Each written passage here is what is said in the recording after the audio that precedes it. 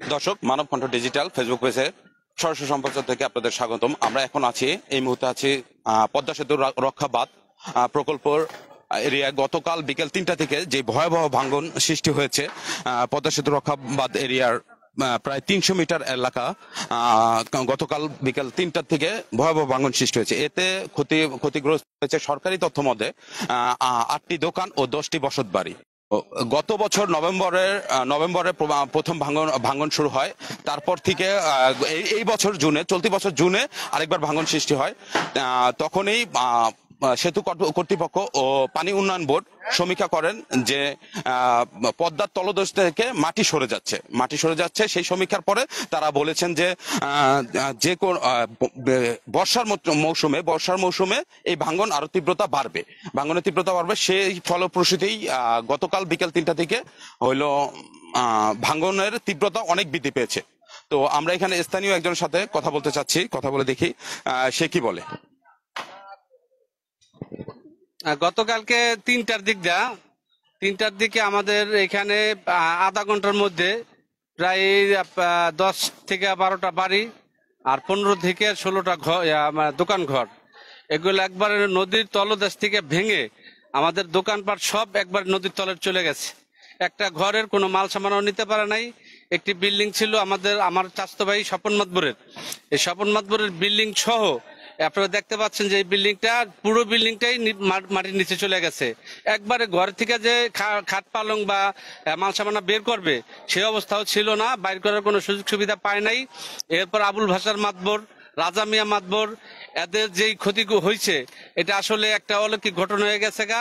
এরকম ঘটনা আমাদের জীবনে এই নদীর পাড়ে থেকে আমরা দেখি নাই। কিন্তু ইতিমধ্যে আমাদের এখানে একটা পিছনে যে ভাঙার পরে প্রায় 300 কোটি টাকার একটা বাজেট ছিল। তখন কিন্তু ইচ্ছা করলে এখানে জিও ব্যাগ ফেলতে পারতো। তখন কিন্তু এখানে কোনো জিও ব্যাগ ফেলে নাই, তারা একটু গাফলতি করার কারণে আজকে আমাদের এই ক্ষতিটা হয়ে গেছে। দর্শক, এখানে স্থানীয়দের বক্তব্য মোতাবেক প্রশাসনের গাফলতি, তাদের একটা ভাষ্যমতে বোঝা যাচ্ছে প্রশাসনের গাফলতি।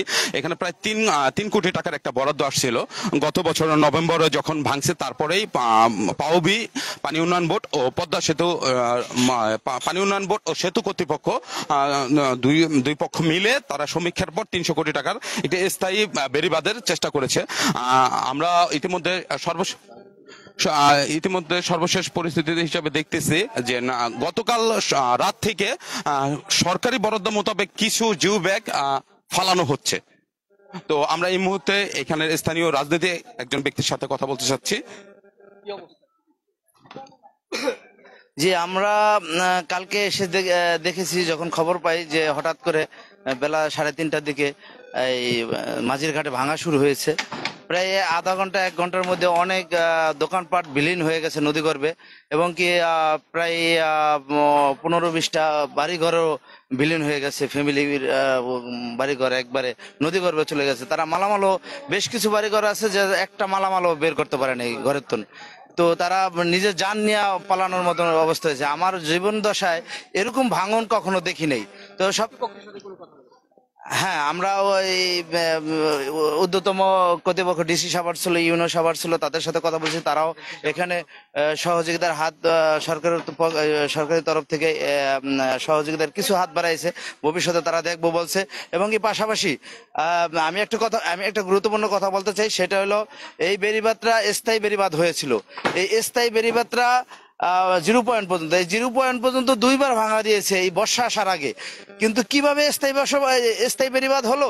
আর এত হাজার হাজার কোটি টাকা গত সরকার যেভাবে দেখাইছে, অ্যামাউন্ট দেখাচ্ছে যে এই বেড়িবাঁধ করতে এত হাজার কোটি টাকা খরচ হয়েছে, কিন্তু আসলে যদি স্থায়ী বেড়িবাঁধ হয় তাই 10 মিনিট 5 মিনিটে একটা বেড়িবাঁধ ভেঙে যায়। এটা কি ধরনের স্থায়ী বেড়িবাঁধ? তাহলে আমরা বুঝতে পারি কি পরিমাণ লুটের রাজ্য তারা গড়ে তুলছিল, যে মানুষের বসত বাড়ি নিয়েও তারা একটা সিনেমিনে খেলা খেলছে। সেটার ধারাবাহিকতায় এইভাবে ভেঙে গেছে। এবং আমরা দাবি, বর্তমান যারা সরকারে আছেন তারা যেন দ্রুত স্থায়ী বেড়িবাঁধ দেয়, এবং কি স্থায়ী বেড়িবাঁধের আগে এখন জিও ব্যাগ যেন আরো 2-4-10টা বার্ড সাইড না যেন জিও ব্যাগ ফেলায়, যাতে এরা কোনো রকম একটু যেতটুকু আছে এতটুকু নিয়ে যেন থাকতে পারে, নতুবা এই স্থায়ী বেড়িবাঁধ দিতেও যদি কিছুদিন সময় লাগবে, কিন্তু আমাদের জিও ব্যাগটা ইমার্জেন্সি দরকার। এটা এই সরকারের কাছ থেকে আমরা সাংবাদিক ভাইদের মাধ্যমে এই সরকারের কাছ থেকে আমরা দাবি করব যেন তারা এটা কয়। আমাদের নেতৃবৃন্দ এটা দাবি করে গেছে, আমাদের নেতৃবৃন্দ ঊর্ধ্বতন কর্মকর্তাদের সাথে কথা বলবে। ধন্যবাদ। এতক্ষণ কথা বলছিলাম টিটু আকন সাহেবের সাথে, জাজিরা উপজেলার সদস্য সচিব বিএমপি। তো আমরা একটু দেখাতে চাচ্ছি গতকালকের ভয়াবহ ভাঙ্গনের তীব্রতা ও তাণ্ডব। তো স্থানীয়দের মতে একটি বিষয় বারবার তারা বলে যাচ্ছে যে স্থায়ী বেড়িবাঁধ, স্থায়ী বেড়িবাঁধ, স্থায়ী বেড়িবাঁধের জন্যই তারা বারবার কথা বলছে। আর এদের কথা পদ্মা সেতুর রক্ষাবাদটি তো খুব সামান্য রক্ষাবাদ ছিল না। তো আপনারা দেখতে পাচ্ছেন গতকালকের ভাঙনের তাণ্ডবে তারা যেভাবে যে পারছে তাদের বাড়ি ঘর বসত বাড়ির কিছু কিছু ঘর বাড়ি যেভাবে পারছে সরিয়ে নিচ্ছে অন্যত্র। গতকালকে এমন অনেক লোক আছে যে দুপুরের খাবারও খেতে পারেনি, তাদের ভাষ্যমতে জানা গিয়েছে।